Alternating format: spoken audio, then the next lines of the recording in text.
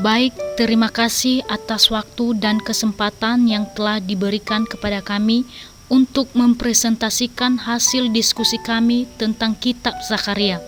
26 Juni 2021. Ujian akhir semester pengantar perjanjian lama 2. Dosen pengampu Pendeta Eklesia Philadelphia Daily MTH.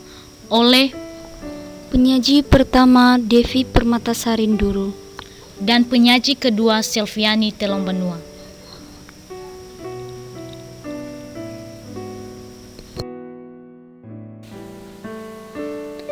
Profil Nabi Zakaria.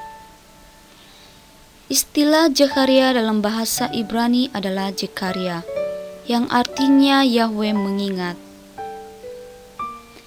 Ayah Zakaria bernama Berechia dan kakeknya Ido.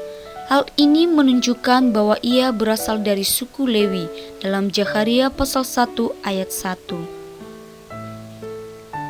Zakaria melayani sebagai imam, kemudian dipanggil Tuhan sebagai nabi di Yerusalem. Zakaria adalah rekan sepelayanan Hagai. Ia melayani 2 bulan setelah Hagai mulai pelayanannya. Nabi Zakaria mulai melayani di masa pemerintahan Raja Darius dari Persia pada tahun 520 sebelum Masehi sampai 470 sebelum Masehi setelah pembuangan. Zakaria adalah seorang imam yang mengganti ayahnya sebagai kepala keluarga imam, dan ia juga melayani sebagai nabi di Yerusalem. Zakaria melayani di Yerusalem sekitar 521 sampai 486 sebelum Masehi setelah pembuangan pada masa pemerintahan Raja Darius dari Persia. Zakaria hidup sejaman dengan Hagai dan mempunyai tugas yang sama, yaitu membangkitkan orang Yahudi untuk menyelesaikan pembangunan Bait Suci. Nabi Zakaria memiliki watak yang rendah hati dan menghormati Hagai yang umurnya lebih tua. Nabi Zakaria menjadi saksi pembangunan Bait Suci yang terhenti. Nabi Zakaria memandang kedatangan kembali dari pembuangan di Babylon itu sebagai peristiwa eschatologi dan mesianis. Bangsa yang kembali ke Yerusalem itu merupakan sisa Israel yang kepadanya Yahweh memberi keselamatan yang daripadanya. Kehidupan Nabi Zakaria, masyarakat dan Raja Darius. Kehidupan Nabi Zakaria saat bernubuat. Zakaria dapat disebut sebagai nabi yang hebat karena ia memahami dengan baik semua bagian dari kitab Perjanjian Lama. Zakaria dengan tegas menegur kegagalan rohani kaum Yehuda yang pulang dari pembuangan. Ia membangkitkan semangat untuk meneruskan pembangunan Bait Allah yang terbengkalai, di mana Zakaria ikut prihatin melihat keadaan yang dialami oleh kaum Yehuda. Nabi memberikan penghiburan dan dorongan serta membesarkan hati sebagai umat Allah dan memperingatkan agar jangan menyimpang kembali berdosa seperti nenek moyangnya, maka berkat Allah akan dilimpahkan.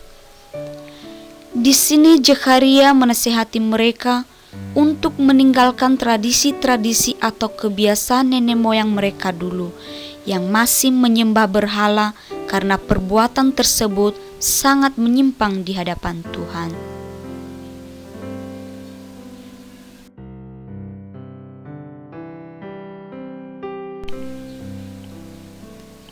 Kehidupan Raja Darius.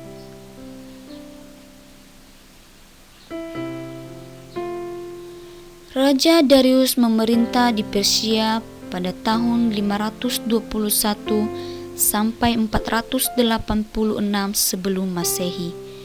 Ia mengatur pemerintahan secara efisien dengan membentuk provinsi-provinsi dengan gubernurnya masing-masing.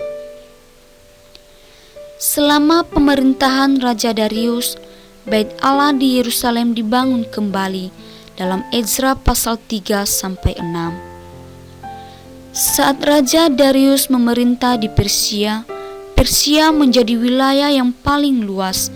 Raja Darius menata kembali sistem pemerintahannya secara teratur. Salah satunya ia memilih Zerubabel sebagai gubernur dan Yosua sebagai imam besar di Yehuda. Tujuannya untuk membangun kembali Bait Allah di Yerusalem yang telah terhenti. Kehidupan masyarakat. Yang pertama, bidang ekonomi. Kehidupan bangsa Yehuda setelah kembali dari pembuangan mengalami keterpurukan ekonomi dan kelaparan yang membuat hidupnya menderita. Yang kedua, bidang agama.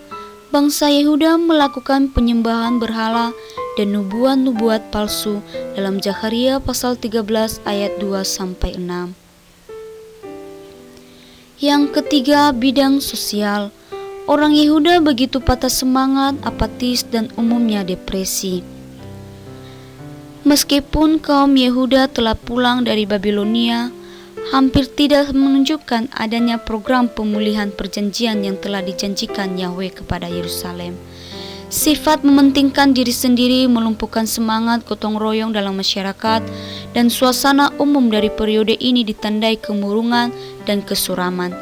Sebenarnya, hanya sebagian kecil umat Israel yang tertawan yang benar-benar kembali ke Yehuda. Tembok kota masih berupa reruntuhan, Bait Allah tetap menjadi onggokan puing-puing. Dan kekeringan serta hama telah merusak seluruh negeri itu. Yehuda masih merupakan negara taklukan di bawah Persia. Dan bangsa-bangsa di sekeliling mereka terus-menerus mengganggu pemimpin-pemimpin Yerusalem dan menghalang-halangi usaha mereka untuk memperbaiki situasi yang suram itu. Isi kitab secara umum atau isi nubuat Nabi Zakharia.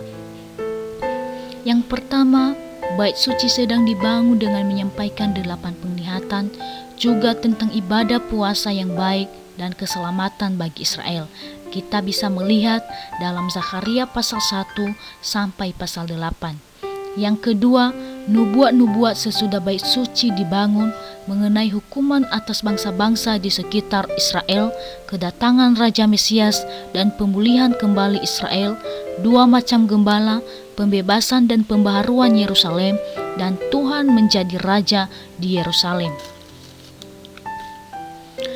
Bagian pendahuluan dari kitab Zakharia mendorong bangsa itu untuk bertobat dan dengan demikian melengkapi instruksi yang diberikan oleh Hagai untuk membangun kembali bait suci.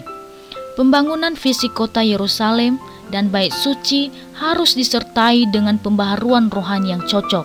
Penglihatan-penglihatan pada malam hari itu oleh Nabi menegaskan kenyataan bahwa Allah akan kembali pada Israel.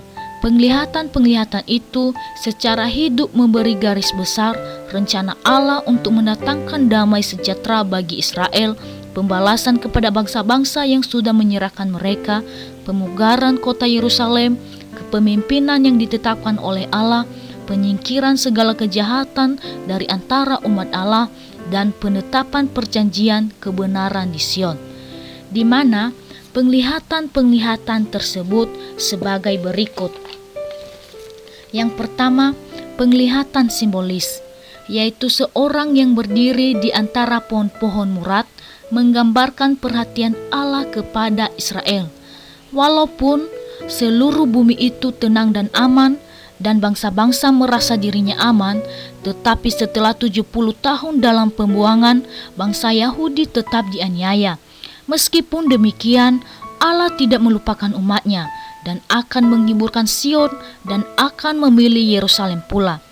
Dalam penglihatan simbolis yang kedua, keempat tanduk itu menggambarkan 4 kerajaan dunia yang menghamburkan Israel, dan 4 tukang besi itu ialah negara-negara yang akan mengalahkan Babilonia, Persia, Yunani, dan Roma. Tali pengukur dari penglihatan yang ketiga menggambarkan Yerusalem yang lebih besar dengan penduduknya yang sangat banyak dari daerah pinggiran kotanya akan meluas sampai jauh dari tembok-temboknya. Penglihatan keempat mencatat bahwa tuduhan terhadap keimanan akan dibatalkan dan mereka akan dipulihkan kembali melalui Yosua. Penanggalan pakaian imam besar yang kotor itu melambangkan penyucian Yerusalem sebagai persiapan untuk melayani Kristus pada masa yang akan datang. Tidak adanya orang di atas tahta Daud telah mengecewakan sisa bangsa yang kembali, tetapi Nabi Zakharia menghibur Israel dengan nubuat bahwa tunas Daud pada kemudian hari akan menduduki tahta itu. Selanjutnya, penglihatan tentang kandil. Itu melambangkan Israel yang dipenuhi dengan Roh Kudus sedang menerangi dunia. Orang-orang yang diurapi yaitu Zerubabel dan Yosua akan mengatasi semua perlawanan dan berhasil menyelesaikan pembangunan Bait Allah bukan dengan keperkasaan dan dengan kekuatan, melainkan dengan Roh Kudus. Penglihatan yang keenam menyatakan hukuman yang dengan cepat akan menimpa orang-orang yang berdosa, khususnya orang yang bersumpah palsu. Penglihatan ketujuh yaitu gantang di tanah Sinear, menggambarkan bahwa Babilonia akan dibangun kembali sebagai pusat perdagangan dunia. Dan penglihatan terakhir yaitu 4 kereta, menggambarkan pemerintahan keadilan di seluruh dunia bila Kristus telah dinobatkan menjadi Raja. Selanjutnya, nubuat pengumpulan kembali dan memulihkan Israel. Kita bisa lihat dalam Zakharia pasal 10 ayat yang ke-9 sampai ke-12. Melalui pelayanan hambanya, Allah akan sekali lagi menyatukan Yehuda dan Israel serta memulihkan keberuntungan umat pilihannya. Semua itu akan terjadi sesudah bangsa-bangsa berperang melawan Yerusalem, hanya untuk dikalahkan oleh Tuhan. Pemulihan Israel oleh Yahweh akan mencapai puncaknya dalam pendirian suatu tatanan ciptaan baru, dengan Tuhan sendiri akan memerintah seluruh bumi. Akan ada Yerusalem baru dan kekayaan segala bangsa akan mengalir ke Sion. Kita bisa lihat dalam Zakharia pasal 14 ayat 6 sampai 15. Selanjutnya, bait suci itu merupakan simbol perdamaian, kebenaran, dan kekudusan yang akan merupakan ciri kerajaan Allah. Namun, kemurtadan di Israel diikuti dengan penindasan dan penyerakan sebagai hukuman atas dosa. Ketika kemudian hari Israel bertobat, maka Allah mendorong untuk mengumpulkan kembali orang-orang pilihannya dan memulihkan berkat-berkat perjanjian serta menghakimi dosa bangsa-bangsa yang menindas sehingga Israel dapat menikmati kehadiran Allah dalam kerajaannya.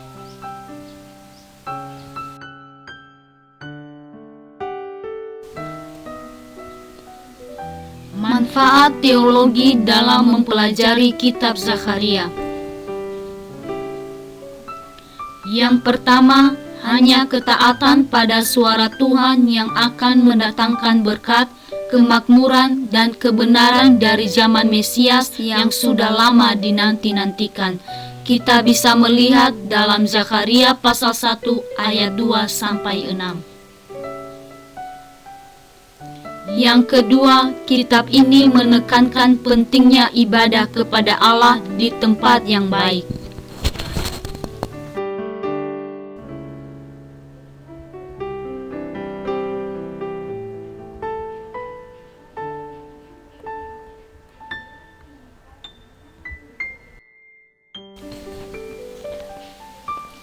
Demikian hasil presentasi kami tentang kitab Zakharia. Kami ucapkan terima kasih. Shalom.